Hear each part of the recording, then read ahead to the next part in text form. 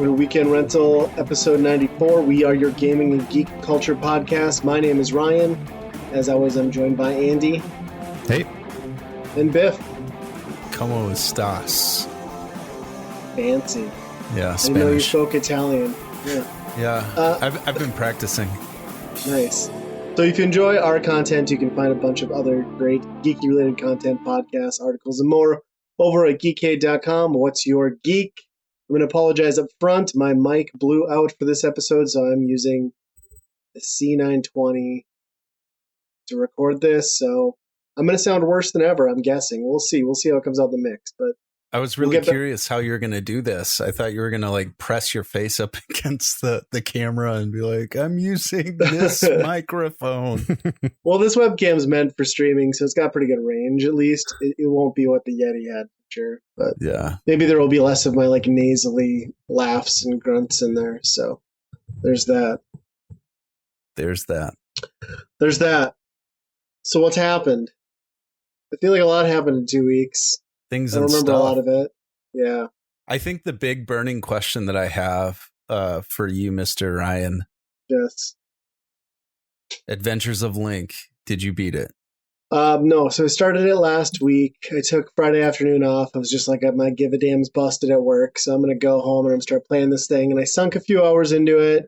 And I'm at like I'm just getting past the like cave mine door thing. I'm still liking it. I mean, I see where the frustrations are, but like, I can't shake the things that made me appreciate it when I was a kid. Give it time. And that is like, I don't, you can say whatever you want with the gameplay. It could be the worst gameplay in the world, but it still like gave you Link. Like you couldn't have presented that game in that world in a better format with large pixels, I don't think, on the NES. And I think that's the stuff I like. Plus, I liked running into that dude that's like, I am error. I forgot about that. Right. That's pretty good. But no, I haven't gotten back to it. I was going to do that this week, and then there was some stuff that came up, and I've just not been up to doing a lot. So I've been going to bed at like 8. So going back to that error thing, I thought that was in error. And wasn't really sure until you actually like meet his brother or friend that's like, oh, did you meet my brother Aaron?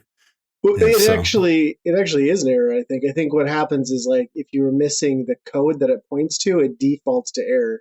Really? Was my understanding. So that like it just plays out that it works because you can point back to error because it's still missing the source. Oh, that's so interesting. Yeah. At least that's what I heard on, well, I don't know, was it like Gaming Historian or something? Somebody covered it a while back. It seemed somewhat interesting.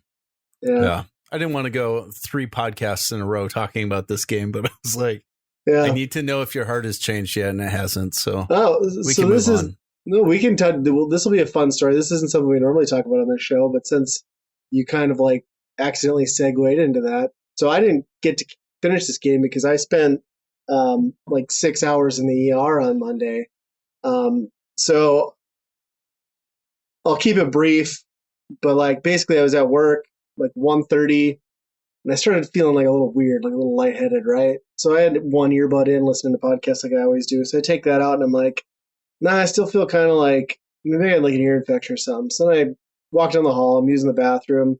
I noticed like on my walk back, I'm like, I'm a little like disconnected of sorts and like a little maybe drunk or high or, that sort of feeling. And then sitting at my desk, keep working, reading emails, nothing stressful. And then I'm like touching my face. And you know how like when you've had like Novocaine or something and you touch yourself?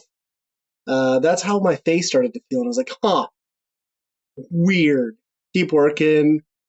Minutes are going by. I'm like, hey, my arms and my hands are tingly. Oh no. I don't like know what's happening. So like I'm like, this is probably nothing, like trying to be logical about it. And I'm like feeling my chest. My chest's fine. Like I'm like, clearly nothing, like this will be gone in 10 minutes. And then like it really gets weird and I'm like feeling myself like sort of like, I don't know if you've heard the feeling where you like start to realize you're slipping maybe out of consciousness potentially. And then my heart, I realize now at this point is just like going a million miles an hour. And I had like an oh shit moment where I'm like, well, I might pass out and die on this floor. So I either need to call 911 or my boss is the only other person up in the office. So like I like stumble my way over to his office. He's door closed on a meeting. I'm like, knock, knock, knock. Throw the door open. I'm like, I gotta go to the hospital. Like, I don't know, stroke, heart attack. I can't feel things. And then he's like, need a ride? I'm ride. So he fucking gets me down to his car, drives me the 2 blocks over to the hospital. I get to the emergency room. By the time I'm checking in, everything's shaking, right? Like they're putting the pulse thing on me and my hands are going nuts. Get into the ER, they hook me up to like an EKG machine, start doing blood work. And then like, I don't know, it passed after like an hour and a half. And then I felt not great for a couple hours after that. And then I kind of got back to normal, but I was like wiped. And the doctor was pretty honest up front. He's like, if it's a cardiovascular thing, like unless you're here hooked up to machines, we have very little we can do for you to tell you what happened. He's like, what I think happened is this SVT thing where like it can happen randomly. There's nothing you can do to prevent it, and it happens generally people your age. For anyone listening, I'm in my upper 30s. So he's like, yeah, it's just it varies, from people, and I think that's what happened to you, which would have made sense, but like, yeah, it like scared the shit. I mean, I'm talking about it pretty calmly now, but like I legit thought I was gonna die in my office of all places, which made it even more depressing. And I'm pretty sure I scared the shit out of my boss. He actually waited. He texted me at like 4:45. He's like, yeah, I'm going to go out and sit in my car. There's too many people in here now. I'm like, what are you still doing here? Like, I've been back here for hours. Like, go back to work, man. So yeah, that threw a wrench in my, I was going to play a bunch of Adventures in Link Monday and Tuesday and get that thing done. And oh my I gosh. went right to bed after I got home. And then now I got this new Garmin Fit watch. That's what he recommended. He said with this SVT thing, some people just have one and never again. Like it's not like lethal or anything, but it can wear on your heart if you have a bunch of them and you need to get on a treatment plan. So I'm supposed to have this so I can have a record if it happens again. So I have a heartbeat monitor now. Yeah, it was nuts. A lot of times I complain about Mondays, but that might have been the worst one I've ever had. Yeah, I would say so. I would say so. Yeah. Ugh, dude, that's scary, man. crazy. It was nuts. And like, I will start going to get regular checkups now because of this, but I'm not a regular checkup guy. I'm also not a take me to the doctor guy. So for me to like kick in the door and be like, dude, we got to go. It was legitimately scary. But yeah, luckily, essentially, it seems like maybe a flu. Still not a reassuring answer, I don't think. But to his credit, the doctor said like doing the next round of like deep dive tests would be extremely expensive and probably not necessary. So yeah, I'm on a if it happens again sort of thing. But I'm so surprised that you didn't complete any games. I know, right? Jeez. I should have had if I only had my Switch when I was in the ER, I could have probably knocked that thing out. That should be on the next commercial. Oh, I'm dying. I got my Switch and I can play some games. Breath of the Wild, because they'll still push that forever for $59.99. Yeah. So it's been a weird couple of days since then because like, man, I'm a coffee dude and like I'm so terrified to drink caffeine after that like, I've just had headaches for 2 days. I think tomorrow I'll be finally weaned off. But wow, that's crazy. It's crazy, but it worked out, I guess.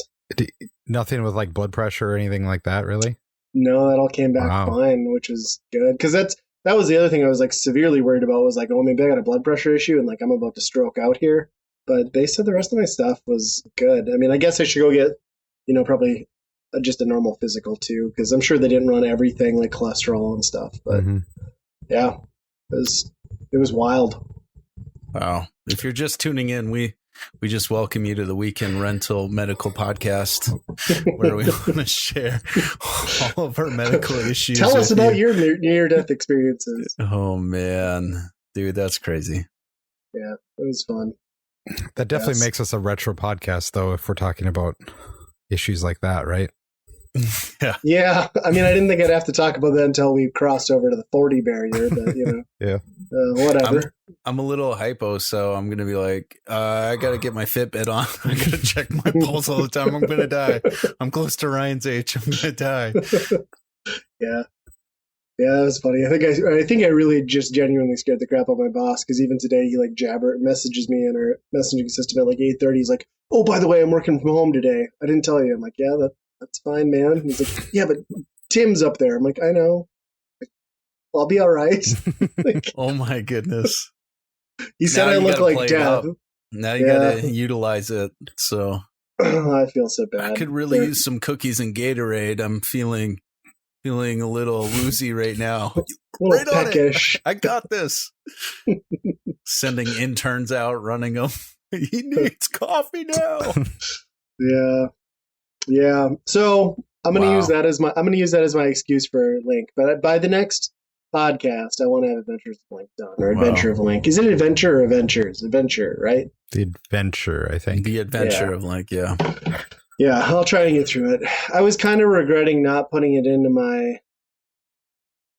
AVS and seeing if I could get a no death code and just walk through it. Oh, because that's I'm already at the point where I don't like respawning back at the freaking princess every time.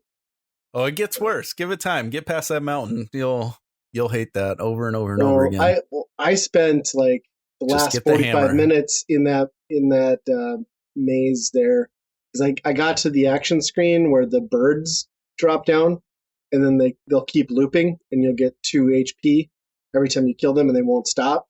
So I just sat there and grinded out like 6 levels, just endlessly smashing these 2 HP birds, which is kind of brutal when you reset to 1,000 and you're like, all right, I got to do this many times.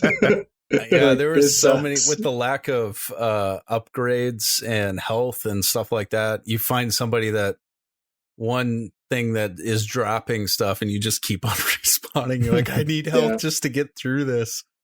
Oh man, that's crazy.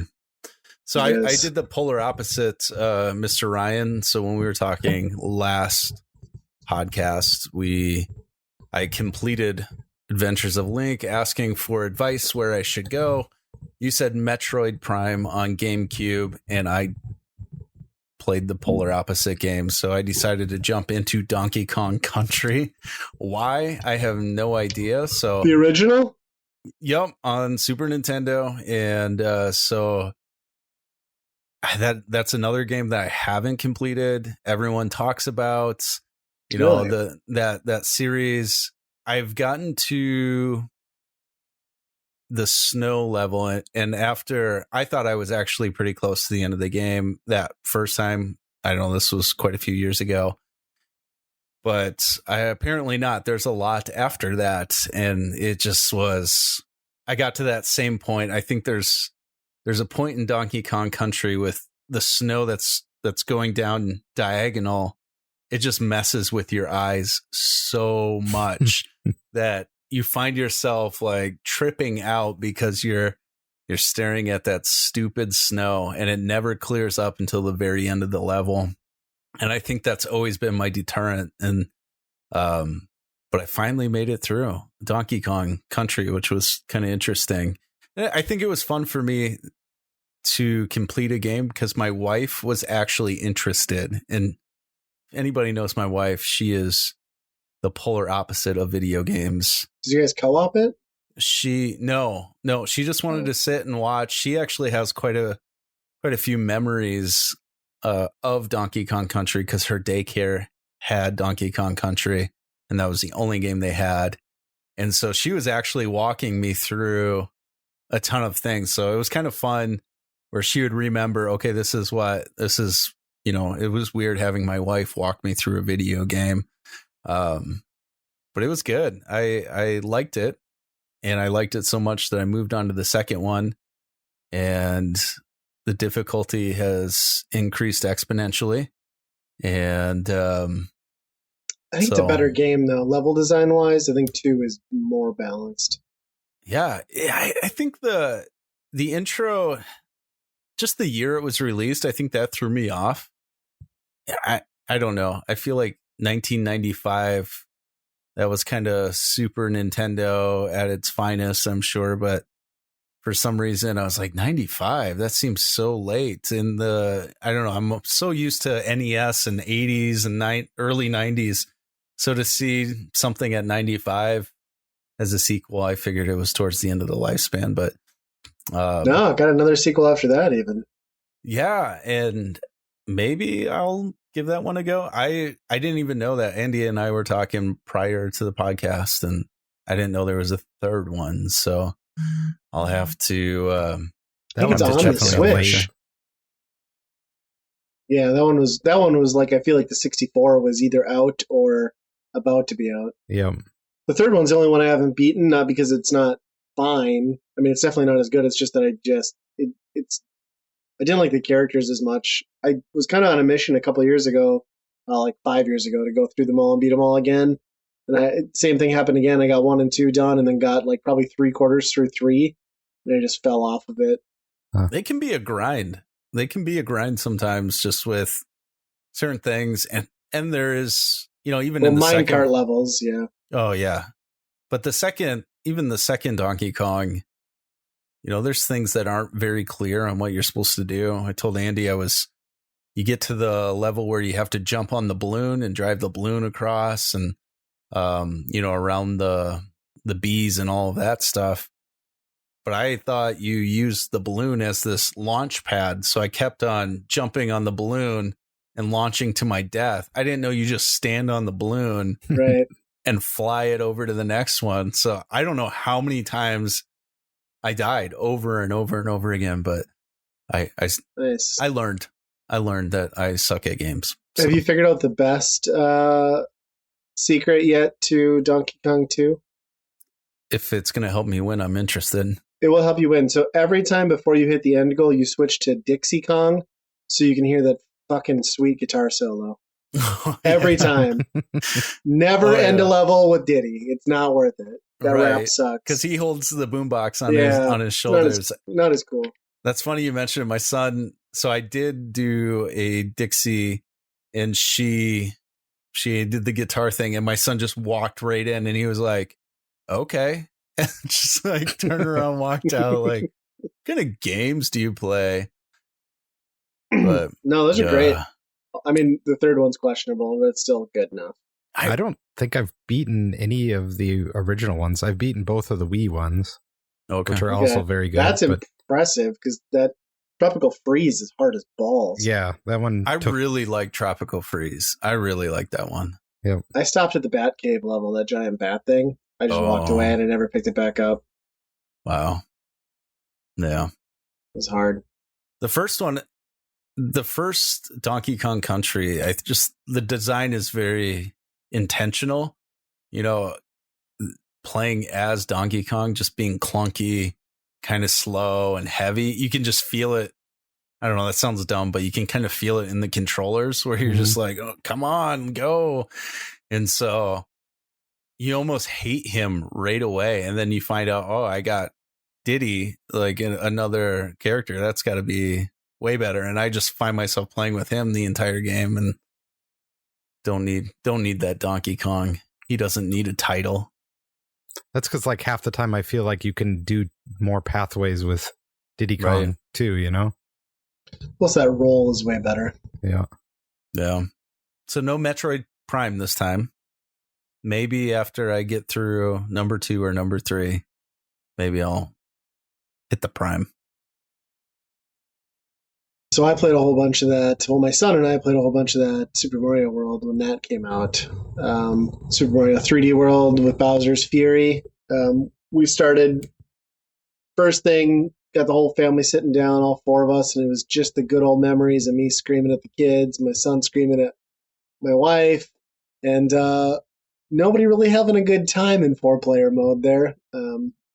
Everybody's got a kind of a short fuse, but that was a good time to revisit that. And then after we'd pissed off my daughter and my wife successfully the first night, Ryder and I decided to tackle the Bowser's Fury, which is, again, like we talked about, that completely separate segment. It's not, it's its own game. It's not like a full game, but and I'm happy to report that like all my fears with that were completely wrong, and that was awesome. I think that's a very good foundation for what I would like with the 3D Mario, because the individual like islands or levels are still very much designed with like a 2D direct path aspect in mind.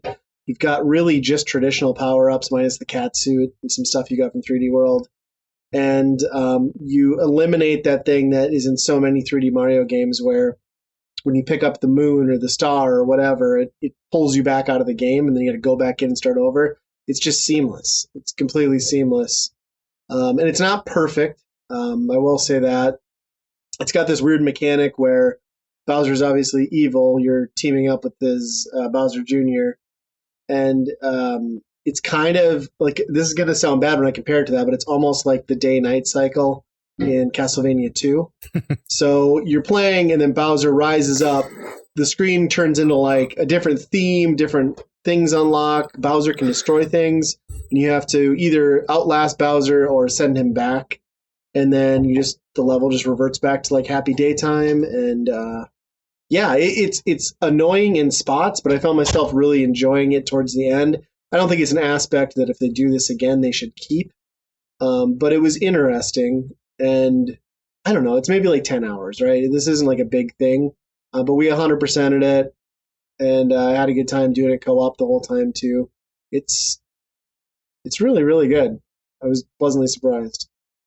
Do you think that format would hold up for a whole game? Like the amount of islands in the same world? And I mean, they probably wouldn't have the Bowser thing in a full game, right, because that would get annoying for like 30 hours. But yeah, so I think they could. I think like if you were going to look at this thing, you'd say like, well, this is the equivalent to like the starting area of Breath of the Wild, right? Like in size. And it's not. It's definitely smaller. I think if they were going to do that, there's some issues with it where like, you're on that plesiosaur thing. And everything's cat themed. I don't think I mentioned that. Every enemy has like a cat skin, and everything does. But there's a lot of open water in between. I think they could do it open world, but I think they would have to condense the areas and like bleed them into each other better. And there'd have to be a lot more thought into the open spaces. If that makes sense. But I could totally see it being like, here's your water area, and like here's the foresty mushroom area next to that, and that. I could see that being done really well and really interestingly with Nintendo. But yeah, they'd have to drop the Bowser mechanic for sure. It really did just make me want to play like a Breath of the Wild style Mario game, to be honest. I was just going to say, is it Wind Waker Mario? I mean, yeah. I mean, kind of. Light, yeah, kind of. That's a good point. Yeah. And you're connecting to all of them via water. You do, after you beat the game, you haven't completed it. Once you've beaten Bowser technically the first time, you get the ability to teleport, and that helps drastically. But then there's some weird mechanics, like the Bowser thing is kind of annoying, right? Like he gets in your way when you're trying to get stuff done. You need him to do certain things for you, like break certain blocks only he can break. But I found myself, like, you're looking for these like cat shines, right? And if Bowser attacks you and you hit a cat shine goes to a lighthouse. Lighthouse scares Bowser away. So I found myself towards the end of the game, or like even mid-game, just strategically sitting on those. Because I'd look over, I'm like, I got like 30 seconds till Bowser's here. Like, I'm going to wait till he pops up, and then I'm going to collect this thing, and then I'm going to move on. So it's kind of an interesting mechanic that way, too. But yeah, it was really cool. I think they'd have to really think out the level design to make a fully open world Mario game, and they'd have to make it more where you can explore and find secrets like they did with Breath of the Wild, because I just didn't really feel the incentive to explore like a lot of the outer edges in this. There just wasn't much in the way of crazy surprises, but this is more of like a concept, I think, than I think a complete open world Mario game would just be the strangest. I mean, it'd be cool, but it would be just extremely strange. I mean, I'd really recommend picking this up and trying it. I think you'd probably get kind of tantalized by the idea, seeing what they did here. Yeah, I definitely will. It's been on my list. I just really haven't been excited about paying $60 for games. So it'll be on my list. It's not like a limited press like the Mario whatever the other one was. That's certainly not Sunshine. Limited either. Yeah, I see it all over the place. Definitely not limited, but where it's, anniversary, not going to have so many, whatever. Yeah. So. Yeah. Yeah, I loved it. It was really cool. That's cool. Like, that's the thing. I would just buy it just for that. And I don't know. When do you get it? Yeah. Because it's never going to go below $50. So. Right. Well, and 3D World is worth going through and 100%ing again, to be honest. I mean, that's a pretty fun game. Yeah. I did kind of laugh at, like, did you guys see the IGN review and some of the backlash on that? No. So they gave 3D World like 9 or something, like when it was on the Wii U. It was re-reviewed for the Switch, and the guy who was reviewing it, and granted, reviews are all they're not important, but it was just kind of funny because the guy gave this new package a 7 out of 10, saying that the original game didn't hold his luster, and he took issue with the fact that there's lives in this Mario game. That's weird. Why can't I just like have the coin thing or like the play assist mode in Odyssey? It's ridiculous that if I jump off the edge, I die and pay the consequence for that. And I'm like, what are we doing here, IGN? Oh my goodness. And then like, so that one irritated me. And then he made one other point where it was like, yeah, like it's neat having different characters, but when you look at a character like Rosalina, and she's just clearly so much better than the other characters, it kind of throws off the balance. And I'm like, Rosalina is the bonus 5th character you get for beating the game. She's supposed to be way better than everybody else. Like, you're missing this entirely. On top of, that's pretty much what assist modes are at this point, right? Just giving your character being better. Wow. That's... Yeah, and I just think back to, we just think back to our days, like NES. Like, you had to make that work. Like, that... It wasn't a downfall that I died too much and didn't have enough extra lives in Mario. It's not the game's fault. At some point, you just have to take responsibility. Yeah. But, I don't know. Mario 2 came along and there were better characters than the rest in that one, so... Yeah. It's all Peach all the time. Yeah. And never play with Toad. No. He's the worst. Yeah. I don't know. I think there's probably some levels in that game where Luigi is pretty much impossible. Yeah. To control, but that's true. That's true. Yeah. Well, I finally finished up Control. Oh. And just kind of slowly picked that up going through it, and it was enough to get me all the way through it. There's a section at the end of that game where I don't know if it's good or bad, because there is a spot where like you're in like some sort of like old hotel, and the walls keep changing around and you can't get anywhere until you get some headphones. And then once you have the headphones, you can listen to a heavy metal music song like the entire time, and it shows the pathway through, and it changes all these doors. What the heck? And the graphic, what you're seeing on screen is awesome. Like, it goes like full Inception pretty much. But I can't tell if I like the song or not, because it's like what you're seeing is awesome, and I think that's like influencing how you like the song too. But it's very much like a Five Finger Death Punch or Death Punch like ripoff band. Okay. And yeah, I mean, I love the section, but yeah, it's just funny how like a game can change. Like if I listen to that song, I'd be like, okay, whatever, man.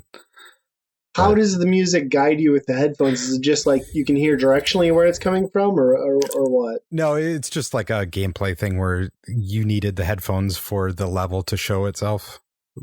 So like all the walls start changing. How would you know that? And what if you didn't have headphones? No, no. So like you have to in game. She gets headphones from like the janitor. Okay. Yep. I was way more intrigued when this was like I thought this was like a Metal Gear thing where you switch controller ports or something. No, okay, not quite that good, but that's less awesome. Yeah, but cool. but the section is really cool, and by that time you're pretty much overpowered, where you're like basically flying around. But it's a pretty good game. It's a little weird at the end. It's one of those things where you don't quite understand it, but.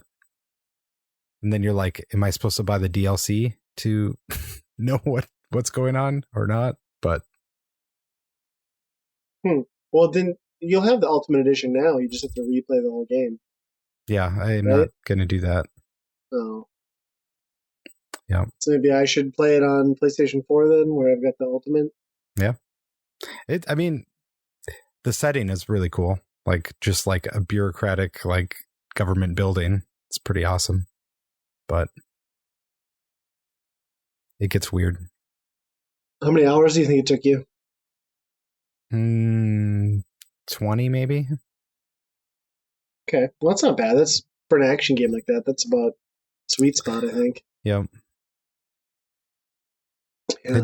It's all the good stuff is definitely toward the end, though. So it's like, well.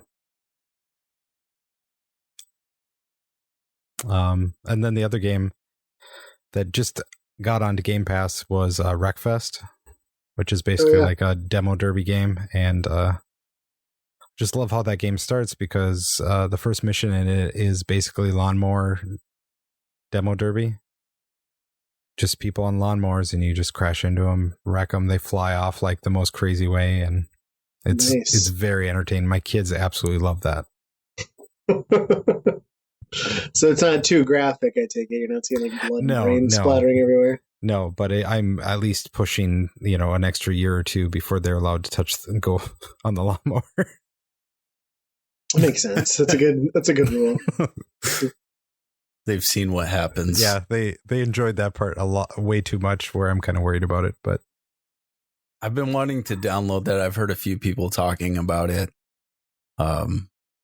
So do you think the replayability is there, or is it just you sit down, goof off, and then you're kind of done? I mean, it's it gets more into like just car racing after that mostly, which is fun too because most people like me play Gran Turismo and you just crash into everybody at the first corner anyway, and then you're the first person because you had the inside. You're in first place, right? Which is not how that game wants you to play the game, but this game is very much like, just if you see a bunch of cars go into the corner, don't brake, just crash into the cars and cause more damage. Yeah, they're the guardrail at this point. Nice. Wow.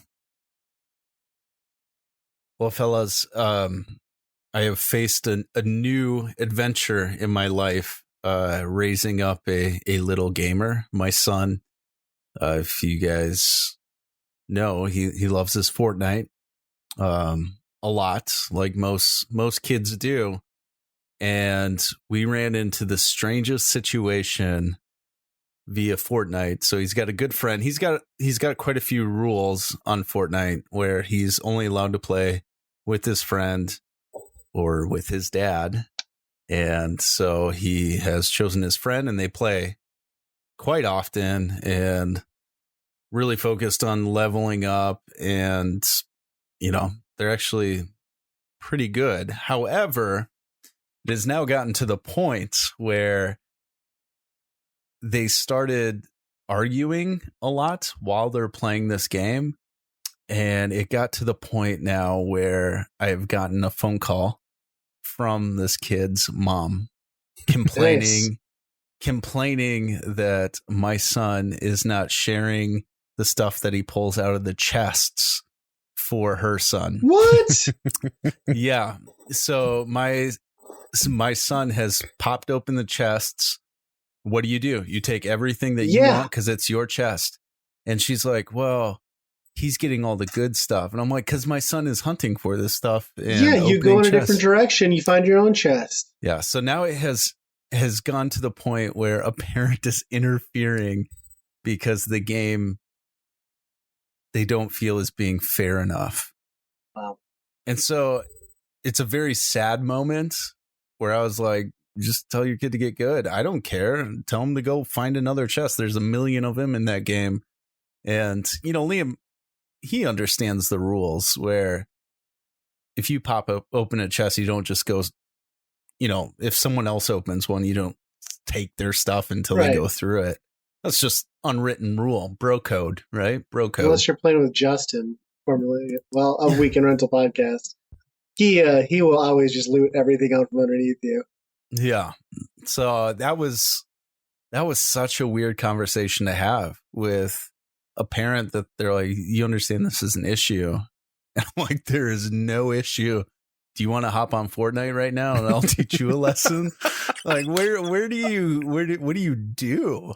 And I was trying to go through, I think as adults and parents, we go through Rolodexes in our head of situations that we had as kids and how parents dealt with certain things. I'm like, did we ever deal with something so ridiculous that someone is going to call because you're not sharing in Fortnite? I think the real issue here is your son's friend is a little bitch.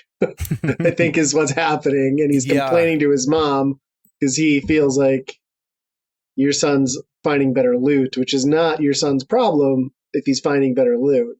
Right. One, it's completely random, but I did find myself.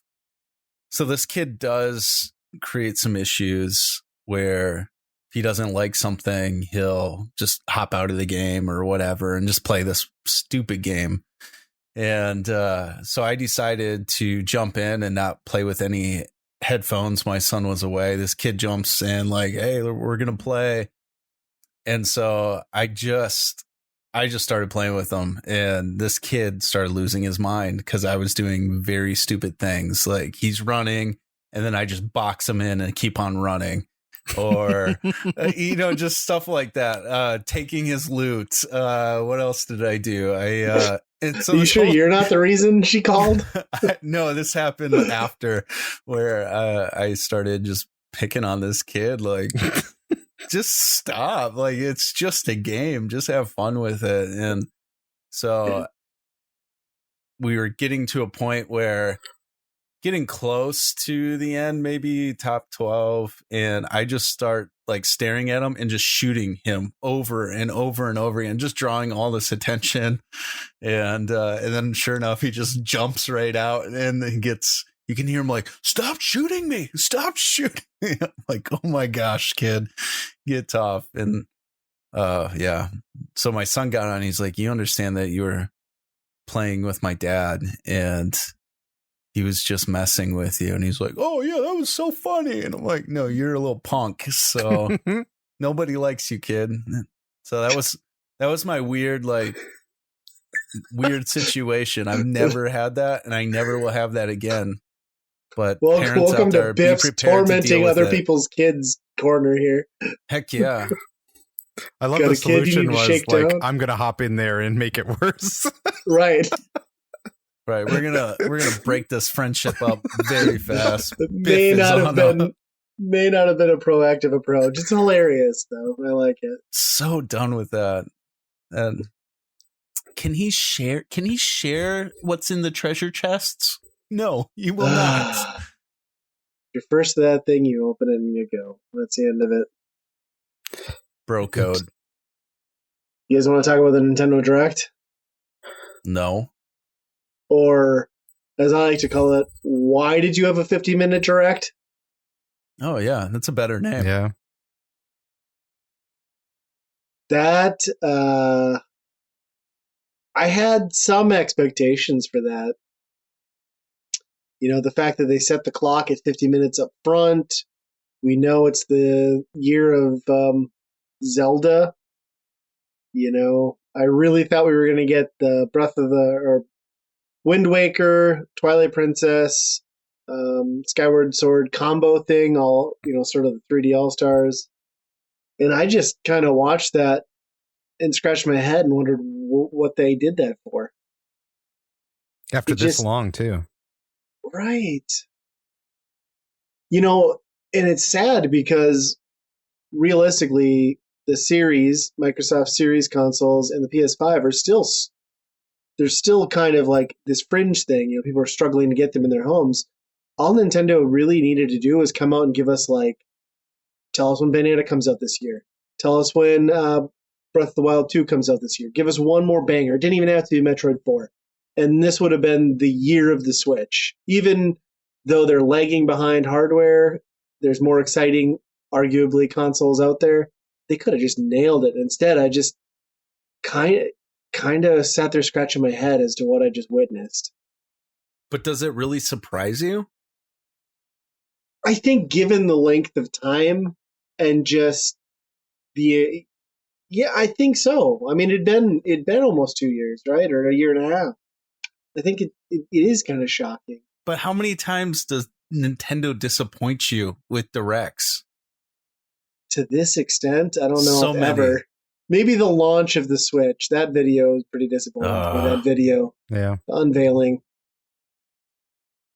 I think this one was extra. I mean, it's hard to fault them with COVID, you know, like right. Pretty much everything is going to get delayed. So like, what do you do?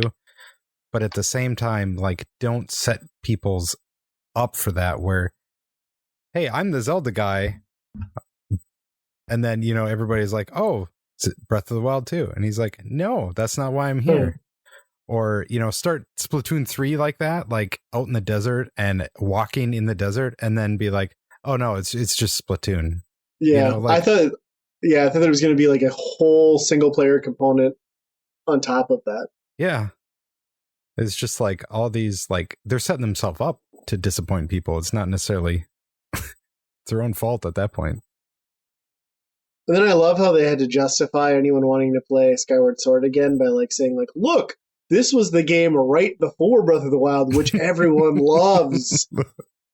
We couldn't have done that without the work that went into this game. So, and I love how they brought up the stamina thing. Like, oh, yeah, you know that stamina thing you love in Breath of the Wild. That was it. I know, it was hilarious, and I am genuinely excited for that. And I think, like most people, even avid gamers who owned Switches or Wiis, most people never bothered to play this game because we all fell off of the Wii before the Motion Plus controller even came out. So I never owned a Motion Plus. I owned this game, had no way to play it until quite recently, to be honest. So I'm kind of looking forward to being able to get a better looking version of it because I've always been interested in it. It's a polarizing game. People either love it or hate it. And I'm looking forward to not having to use motion controls. Although I'm curious as to how you play a 3D game where your camera stick is just sword slashing. So I don't know what they're going to do with that. If it's going to be like shoulder buttons to toggle camera. But that would be weird. I know, but it's still better than this. Yeah, I'd rather.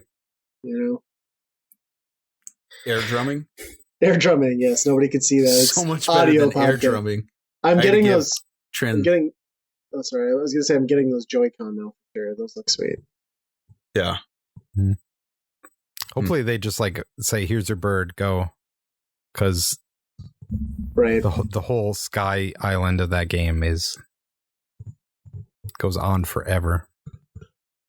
Also, did we need more people? I mean, I'm glad that they're not Breath of or what is the strategy game from Nintendo that I'm blanking on? Fire Emblem. Fire Emblem. Yes, I'm glad we didn't get more Fire Emblem Smash characters, but you gave us 2 more characters with swords. I like it. Just needs to be called Super Sword Bros because there's like half the roster now. Sucks. That sounds like it'd be a different type of video or game. It does, but like it's so just like I just pissed my money away on the second expansion pack. I mean, Steve is the only one my kids care about, and the rest of these have all been just trash. Not pleased with that. We got one more left. One more. It's probably going to be animated dog shit at this point, so we're going to get it. It's the emoji package. You think they'll do a third one? No. Probably not. I mean, you never say never, but I doubt it, right? Yeah, I can't say that they didn't show a lot of interesting stuff. It was staggering how much stuff they showed that's come out on like so many other consoles before, though. Like Stubbs a Zombie on Switch. I guess that's cool.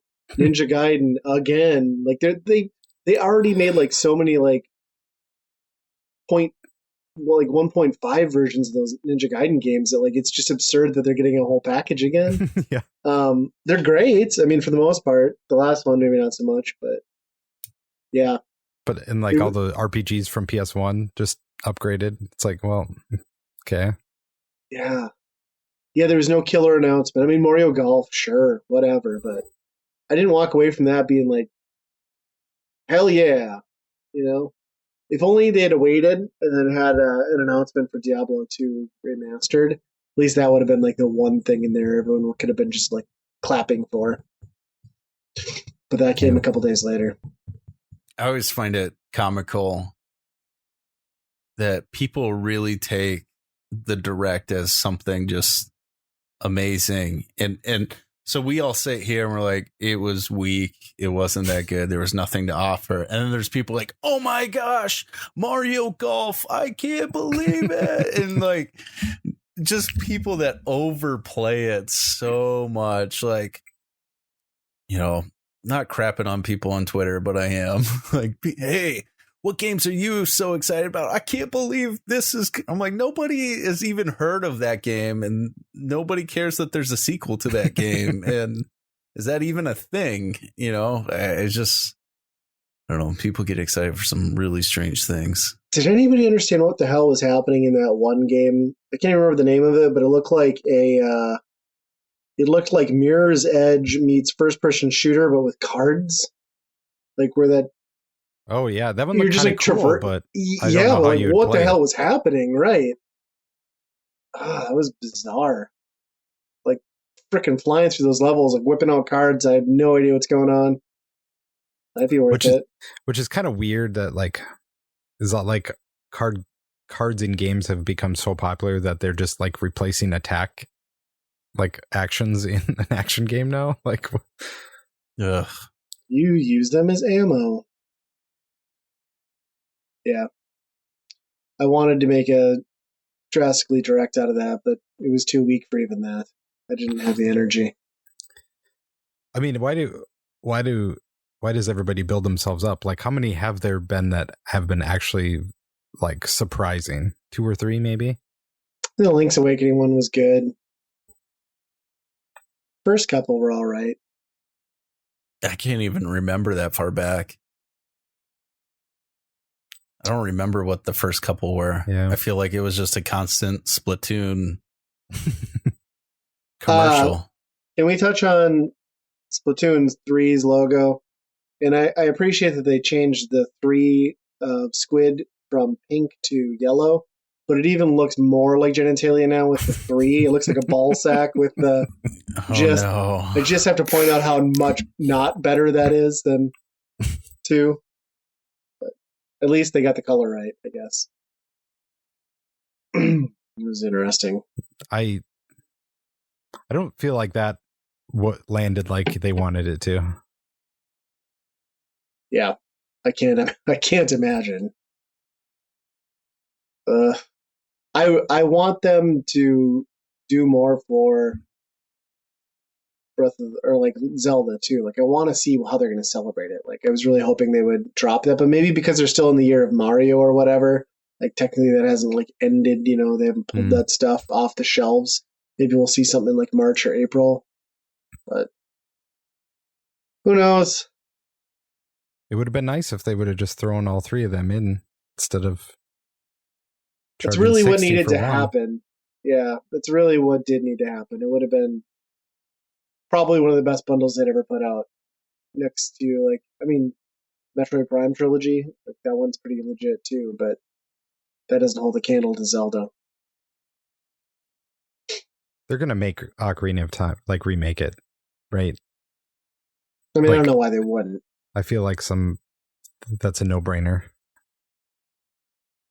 And I feel like the Zelda Game & Watch is going to have to come out because we've already invested the money to like have the manufacturing set up. All it is like a plastic color swap and like a ROM difference. So why wouldn't you do that? I don't. It is Nintendo though, so who knows? I do want that to happen, but I don't know. Yeah, at this point, it wouldn't surprise me if they do a Deca Sports remake to celebrate the Wii. Deca Sports? That's a deep cut. Yeah, I know. They're going to be like, oh, man, you know how many people appreciated this? The 10 in the office. We're going to totally remake this for the world. We need it. And bundle it with Splatoon 1. How would you ever return to Wii Sports if you're not on a Wii? I feel like they have to at some point, but the Wii is right in the name. So Switch Sports. Switch Sports. Limit Clubhouse Games has bowling, so that almost counts. Yeah, almost counts. Yeah, that isn't that strange to think if whatever the future is with Nintendo and systems, when do they start remaking things on the Wii? Really, like, oh, you remember this? We're gonna put this out, and I don't know, the Wii Mini. What do you call it? I mean, it's already got Wii in the name, so the Wii. I don't know. Yeah, the Wii. Like, yeah. What do you do at that point? It just, I don't know. I think we're getting to a point where those systems, I feel like the GameCube really hasn't been celebrated much. Well, except in collector's circles where it's overly celebrated. Right. And then the Wii, I'd just be curious to know what kind of Wii makes are going to come out of that. I don't think someday. I don't think anybody wants to do it because they know like motion controls are like that ship sailed and sank pretty hard, right? For the most part. Hey, they got their money and they got out of there though. Yeah. Well, they lingered a long time too. Yeah, I mean, Just Dance 2026 is still coming out on the Wii, but yeah, I mean, even Nintendo, like even like what you look at, Skyward Sword, like we were talking about, like that was way after that platform was really on anyone's radar. It's crazy. Yeah, that's true. It's crazy. That was like one of the first games that I remember that they're just like kept delaying it to the point like, what's even point? Nobody wants to play this on the Wii anymore. Mm-hmm. And you built the whole game around the Wii, so. And that Motion Plus. Yeah. Very kind of an interesting story here. It ties back into gaming. So I listen to, when I'm at work, I generally listen to podcasts in the background. I was listening to Mike Herrera podcast. He's front man from MXPX, and he was interviewing this guy in this band called Movin' in Stereo that I'd never heard of out of like Sweden or whatever, right? And they're talking about all sorts of stuff. Apparently he works for he works in a vinyl manufacturing business too, where they press vinyl, which is really cool. So anyway, like usually what I'll do if I'm listening to that podcast, generally if they're interviewing a musician, which he is, which I haven't heard of, I'll usually go over to Spotify and just like listen to it, right? Not uncommon. So I go over there and I listen. And this Movin' in Stereo band, they don't have much out. They're a pretty new band, like an EP and a few songs, and like it's legit awesome. Like it's right up my alley. It's definitely punk rock. It's not like crazy, pop punk or like skate punk. It's just kind of more, I don't know. It's like punk with like good rock and roll sensibilities. I'd almost say they're a little more like the Messingers.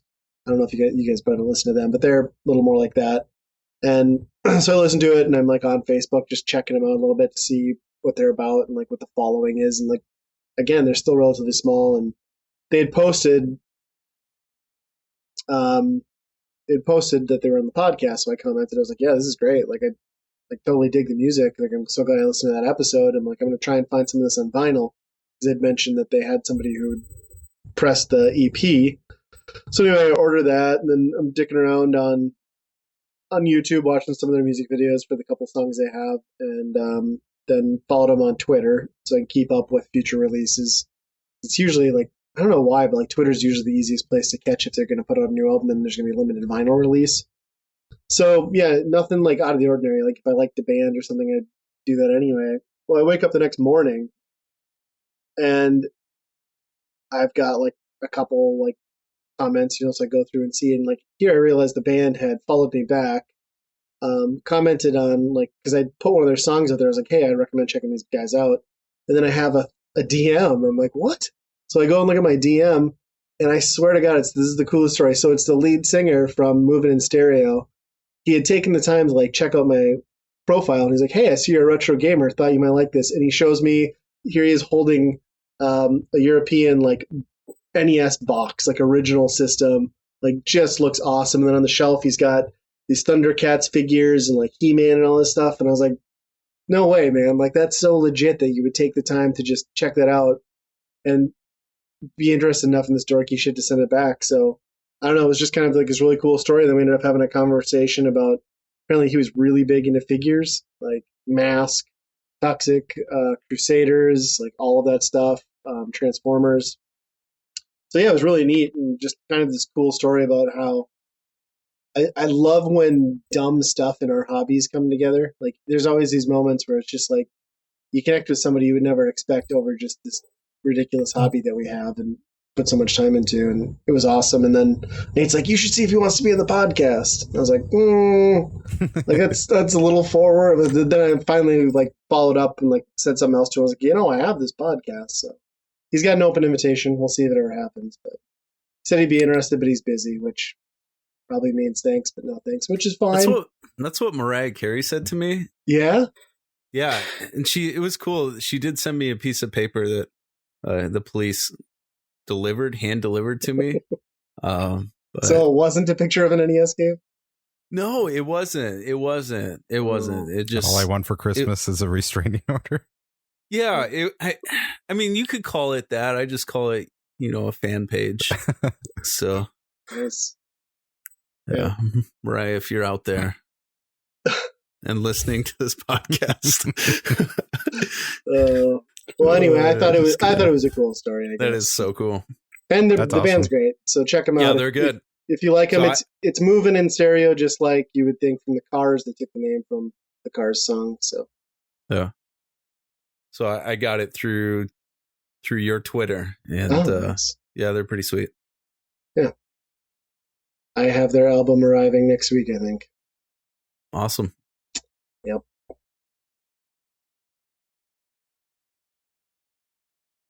I know what Andy's excited about. Oh, yeah, what's that? Some VR news. Is that a thing? Sort of. I don't know. I don't know. Sony says, yeah, we're making a second VR thing with better controls for the PS5. But who knows if it'll actually happen, or... They stated it was still like a year or two out, right? Yeah. I thought they were ditching the whole VR thing. Yeah. Didn't we just talk about this? Yeah, they kind of abandoned it. And I tried to find if like it'll be backwards compatible with the old one at all, but I couldn't really find an answer to that question. Well... Yeah, you wonder. I guess it will depend on what they do with the controller, right? Right. So, because I think that was like some of the speculation was the patents that Sony was putting through were showing a lot of like dexterity in like these controllers, so you'd be able to like actually have hand movements if they were to do another iteration on VR. So, who knows? I guess it's a pretty big step up from the Move controller. So yeah. But it's exciting though that there might be something. Right. Yeah. I wonder if they can grow it though. Like you would think it's probably your next VR system is probably going to be a subsection of the sales that you got on this one. I don't know. I just can't picture everybody that bought it this time is going to buy that plus more, I think if they put the effort behind it and like actually made some quality games themselves. But they did the thing that Sony's always good at, it is like coming out with these niche peripherals or things like this, and then they just kind of drop it there. Or main consoles like the Vita. Yeah, and just expect it to like do good when they don't put any effort into it. And like that's exactly what they did with the PS4 VR. It's just well intentioned, but then you just let it sit on the back burner and okay. What was the point? I mean, there were some really good experiences on there, but it could have been a lot more. It could have been in way more households. And they never got the price down, which always killed it too. Yeah, that's true. It's still crazy expensive. Yeah. I mean, it's the same price as a Quest, isn't it, at this point? Yep. That's what I hope they figure out if they actually release it too, is let's figure out how to get rid of the cord. I think that really needs to happen. I think they already said it's one cord going to the console, and it's like, that's too many. One is too much. Yeah.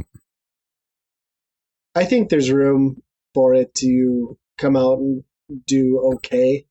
But yeah, I'm still with you. I still think in general, VR is just never going to be the mainstream thing. Like, at least not right now. Like, we've gotten as close as we've ever gotten it to being. And even when you look at stuff like how easy the Quest is and how simple the PlayStation VR really is to set up and put on and get going, it still didn't take off the way it probably could have or should have. Yeah. I think it all comes down to, shutting yourself out, right? Like you're shutting yourself off from everybody around you at that point, and there's just a lot of people that don't want to do that. Yeah, that's very true.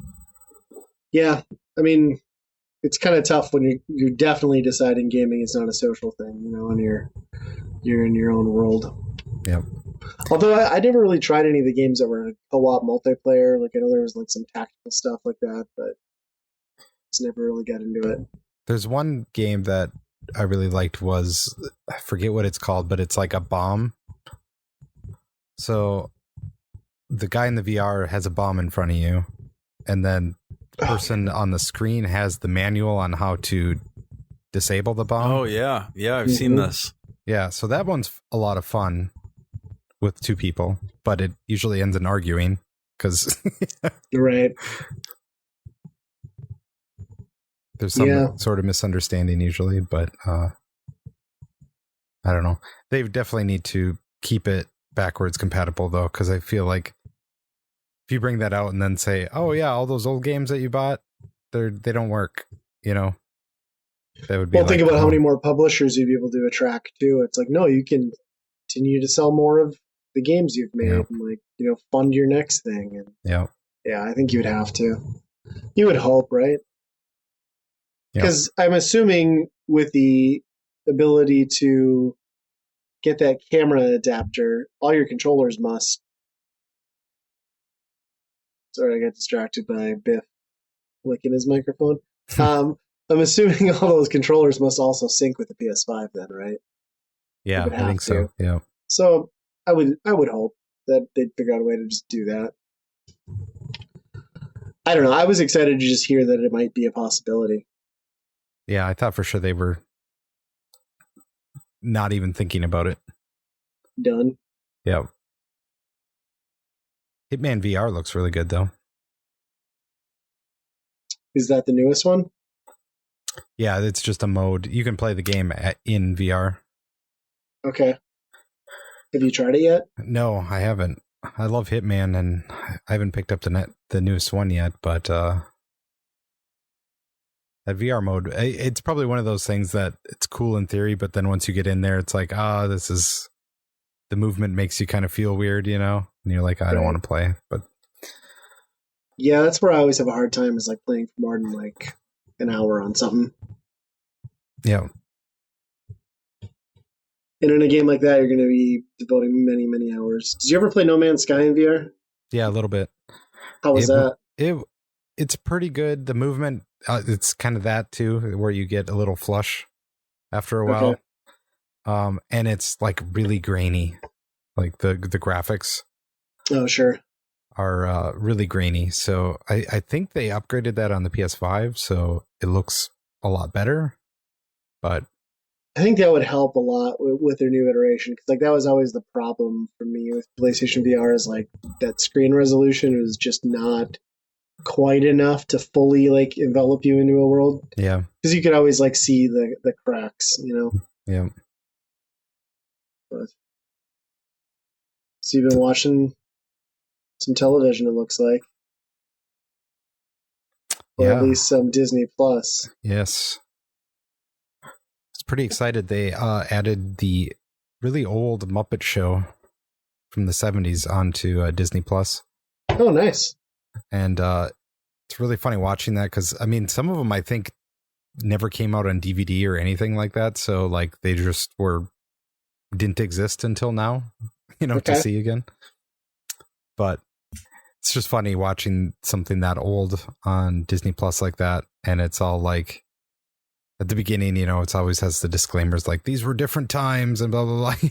Like there's probably something offensive in every episode, I'm sure at this point. But and then all the guest stars, it's like, who is this person? They were probably famous for this 2 months in the 70s, but right.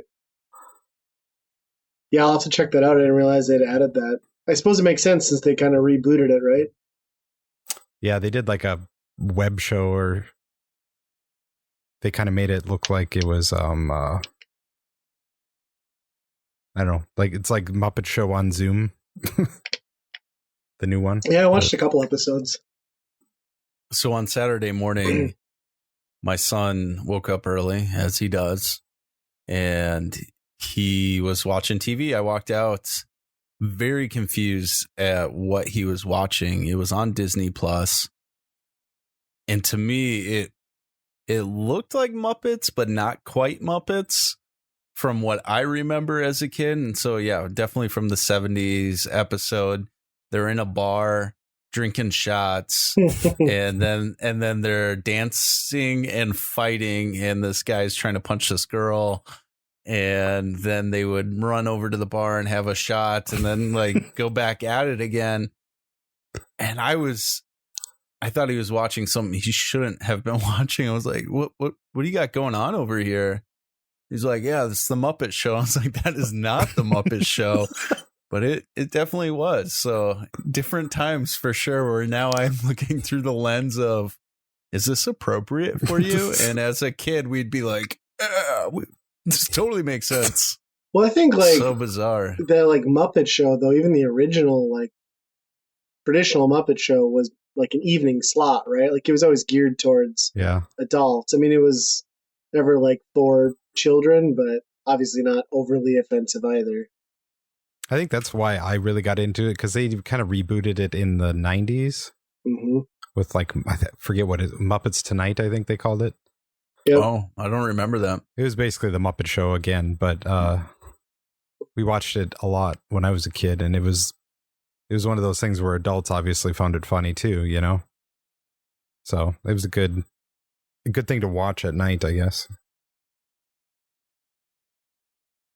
But yeah, it's seen those ones from way back in the day. It was pretty funny. I think there was one that like Roger Moore dressed up as James Bond, and he's like, it's basically all about him beating up animals and animal cruelty and like. Nice. I got to have a unique movie experience. So a couple days after we recorded the last one, Valentine's Day was coming up. So instead of getting like candy or whatever for our kids, the Marcus theaters around here have been like running really good deals on like your private cinemas.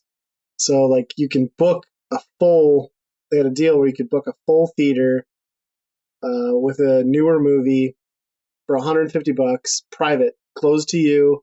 You can bring up to 20 people, and then they're giving you a $25 food voucher on top of that. And I think I told you guys like the last time I went to a movie before the pandemic was Sonic, and that cost me like $157 then. So I was like, that's a good deal. So I book it, and like I think it ruined me on movies forever, because we were in the theater, just the four of us, dead center, dream loungers. They have the food ready for you. You just walk in and grab it. It was awesome. You can talk if you want. You can do whatever. It's great. I mean, you have to wear your mask, which is kind of a bummer. But yeah, why would you ever go to a theater with people again? What's wrong with when people? You sent me that text message of you guys, I was like, Brian's balling out right now. Like it felt badass. Well, I mean, that text with no context, you're like, yeah, I got a private movie theater, no big deal. Yeah. And I'm like, what the heck? So, of course, I'm like, so that seems a little expensive for 4 people. and then you told me the price. That's a crazy good deal where. Well, and think if you just brought you want to do that. Yeah, just think if you brought like 2 families too, and like split that down the middle, like. I mean, it was still, like I said, like it was still the exact same price I would have paid pre-pandemic with a full theater. So wow. It was great. They're still doing it. But yeah, that doesn't even seem worth it for them. Right. But I would they're agree. paying for their employees, and that's all they're doing. Yeah. And they're cycling in like some older movies, like family movies in particular. And if you can get those, like right now, you could go to Sonic the Hedgehog for $99. Oh, what a deal! I know. I know. Cheaper than when you first saw it. Yeah. Or you could just watch it on Hulu, but either way. Also there. Yeah. Yeah, so we watched Croods too. My kids were... Well, so this is the funny part, is like, my son sucks about doing anything that he doesn't want to do, which is pretty much everything. So when we told him, we're like, nope, we're going. We got to go shopping, get our shopping done Sunday afternoon. He just lays into it. He's throwing a fit. He's crying. He's throwing himself on the ground. He's moping, asking, "How long is it gonna take? How many stops we gotta get?" And we don't tell him, And we pull up to the theater and park. And I was like, "Okay, we're going in to watch a movie." We're like, "Aren't you glad you did all that bitching?" Well, I didn't say it like that, but so we get in there, and like both my kids on like at separate times, either in the theater or after, like looked at one of us and said like, "Thank you." Like bringing it, which they never do, so they must have really enjoyed it. So it made me feel a little bit better about that. Also, made me want to slap my son, but still. Yeah, I easily would have been like, we're going in to watch a movie. You're sitting here looking at your iPad, so peace out. We'll see you in an hour and a half. It's -30. Have fun with that. Hey, you know what? He made choices, okay?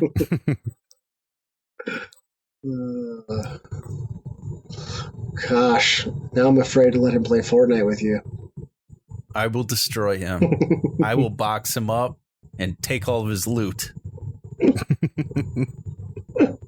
So you've been watching WandaVision then too, Andy? Oh yeah. Have you guys watched any of that or interested in it at all? So again, nothing has been prefaced for me, and I'm sitting down eating supper tonight and trying to get my son to sit down, and he's watching this thing, and I'm like, what the heck are you watching? It looks like the Brady Bunch, and I'm so confused by it. Yeah, we started the first episode where it's black and white. We made it like 15 minutes in, and I'm like, I know this changes from what this is right now, but I'm not in the mood to sit through this currently. So we shut it off. I will try to go back to it though. The first episode is rough because they are very much sticking to the I Love Lucy thing, but for what purpose? They're kind of like stuck in a TV show. Okay. That doesn't make any sense. Yeah. It's a weird story, but it's interesting because every episode it's another decade later of the style. So like it's I Love Lucy, I Dream of Jeannie, Brady Bunch. And I think it goes to like one of them is like Malcolm in the Middle, and then I think the last one was like The Office. Oh. So they're all like styled, and shot differently like that. Well, now I'm a little more intrigued. Yeah. So I don't know what maybe this next one is the last one. I'm not sure. But yeah, they do some kind of cool stuff in there, different ideas. There's one crazy spoiler in there that's nuts, but it's pretty good. I even if you're not like into the Marvel and superhero stuff, like just the concept of, celebrating sitcoms through the years is kind of cool. Nice. Check that out. It's been, I have been meaning to get back to it. It's just I wasn't in the mood that day. And yeah, I got time. I might as well wait till they're all out now, right? Yeah, definitely. Yeah, the whole week by week thing, that's once you get on streaming and you can binge watch, going back to that just sucks. Yeah. Although I guess it's kind of nice in the fact that you aren't like done with your anticipated watch in like a day and a half. Yeah. I'm sure that's why the companies do it too, because they want, the word of mouth to be out there for months and months, not a week. Yeah. I mean, it's nice to get something fresh on Disney Plus. I feel like there's a lot of good content on there, but that is probably one of the weakest services as far as like new additions. Like, variety. Man, yes. mean, it's just rough. Like sometimes I'm just like, I should just cancel this and come back in like 3 months. They really should have done a slow release, where you throw good stuff out, but don't throw it all out at once. Take it after the Nintendo Online model. Like, here's a couple of our Disney movies, but now you're going to get like some Jalico games and maybe some Data East. And we'll come back in a few months. Yep. Give them a little bump, and they'll keep on coming back. Yep. That's a terrible model for. Never mind. No, I mean, it would have. You're right though. Like, it would have made more sense to like start with a good foundation, but like, I mean, Nintendo, or not Nintendo, but Disney, like all along our lifetimes has been all about the vault, right? Like, why didn't they just slowly release more out of the, like they didn't have to do it all, everything wham bam. Right. Well, there's still some stuff that are technically in the vault, like Dumbo and Peter Pan. They're probably not coming back out of the vault. Well, I thought Dumbo was on there, but you have to be like 7+ now to watch Dumbo. Oh, really? Okay. Yeah. Song of the South, though, is probably forever in the vault. Yeah. I think that one's probably not coming out. That never came to DVD, I don't think, even. No. I Googled it or something, and then now all I get in Facebook Marketplace is people selling like bootleg Blu-rays of Song of the South because they've like pirated it. And they burn it so you can have a physical copy in your collection. That is one thing I'm kind of excited for. I don't know if you guys saw like that CBS All Access is like switching to Paramount Plus. So they're adding like a whole bunch of new content and rebranding. When I looked into the price of it, and if you allow some ads and you pay up for a year, it's only like $59 for the entire year. And you get a lot of stuff. So and they're gonna have the new SpongeBob movie come right to that too. So yeah, a lot of the movies they said 45 days will be right on there, something like that. So I'll probably buy that one, and then I think I finally convinced my wife to drop Netflix, which makes me happy, at least temporarily. Yeah, like we'll pay for it like 3 months out of the year. How about so? Even would Stranger Things even bring you back? You think? Yeah, I mean, it gets worse every season, but yes, I'd come back for that. Yeah, I'd probably come back for that, or Andy ask for your password. So. Oh God! I don't think people do that, but just an idea. The whole password debacle. I kind of have to circle back on this because I was listening to our last episode where I talked about the frustration with the Xbox code. Coming home from my parents' house, where, as a nice gesture, my sister and I just split a new TV, smart TV for my parents because when they had their bedrooms crappy and old, we got a Roku TV. Guess what I spent an hour and a half doing? Because I had to remember their Wi-Fi password. I had to help my mom figure out her Roku password. And then we had Netflix, Disney Plus, and fucking Hulu. I about lost my shit. My mom finally, she's like halfway into this endeavor. She's like, oh, I had them written down in the fridge. I'm like, fantastic. So she brings over the list. The passwords that were on there were nowhere near what she had been telling me to enter in over and over again incorrectly into these services.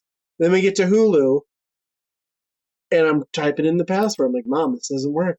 She's like, well, did you try an uppercase there? And I'm like, what are we doing here? So finally she just turns and looks at me, and she's like, you're really red in the face. Maybe we should stop. I'm like, you think? Like, I'm just gonna... I'm like, Mom, I'd be less frustrated if this was a conversation I didn't have with you like every 6 months. Like, I don't know why we're doing this. It's really confusing for my dad when he writes things down. I mean, this is no joke. He writes in all caps and has always done that. So when you look at passwords, it's very confusing to know, is this caps? Is this supposed to be lowercase? And so he has to walk through every single letter, and it's all up in here because it is all caps. It's the strangest thing. So should have a system where he underlines the capitals or something. Yeah, he's done that forever. And wow. So all caps, no caps. I don't remember. Okay, sounds good. Have you taken a handwriting class? Have you thought about that? Yeah. Parents. I just had to laugh the irony of it though, because like I had completely forgotten we'd mentioned it. Great. Then I'm driving. I'm like 10 minutes from my parents' house. I'm like, oh my god, we talked about this. That's great. This explains the story from earlier too about going to the hospital. Yeah, wonder why I felt weird Monday. It turned out that my nephew never did actually get Modern Warfare working all along. So it was weird because like I tried to sign into him, and I don't know if it's because it's multi-platform, but like his Xbox Live name is like already like a taken name within Modern Warfare servers, so he couldn't even join. I'm like, well, you already paid for this plus, like you're not going to switch profiles now. So I just logged in with my profile. I'm like, you can play under me all you want. Like I'm not usually on. If it ever becomes an issue, I'll just call you until you need to get off. So problem solved. No, he's murdering people in Warfare. Or Warzone. Glad you just didn't end it with now he's murdering people. No, he's murdering. Yeah, he's in death row. Awesome. Mm-hmm. The circle of life. Moves us all, Disney Plus. Everything this audio touches is our kingdom. I like it. It's a small kingdom. So the 7 ears, including ours. Who's got one ear? I can't tell you who has that one ear. Poor listener. I meant 7 pairs. 14 ears, 7 pairs. It's like that Def Leppard joke. What is 7 arms and like sucks? Pablo. Who's the artist that cut his ear off? Pablo Picasso. Van Gogh. Yeah. Van Gogh. Yeah, there we go. It was a Van Gogh joke. It was above your head. It's so deep. So deep, Biff. Art history. That's really what this podcast is about. Yeah. We're your medical art history podcast.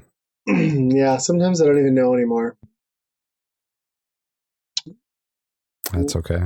Geek is a broad term, right? Yes. You can geek out about anything. Geekade.com. Wow, good plug. You're welcome. Do you want to do the rest of the plugs and just take us out? Oh, yes. I'll take care of those plugs. Well, friends, we'd love to hear from you. Let us know what games you're playing. We've talked about a lot of games today, a lot of news, a lot of good things. You can send those emails to weekendrentalpodcast@gmail.com. Make sure you're following us on all of our social media, Twitter, Facebook, not Instagram, because we don't have that. And you can find all things Weekend Rental at weekendpodcast.com. As always, friends, be kind. Rewind. Bananas.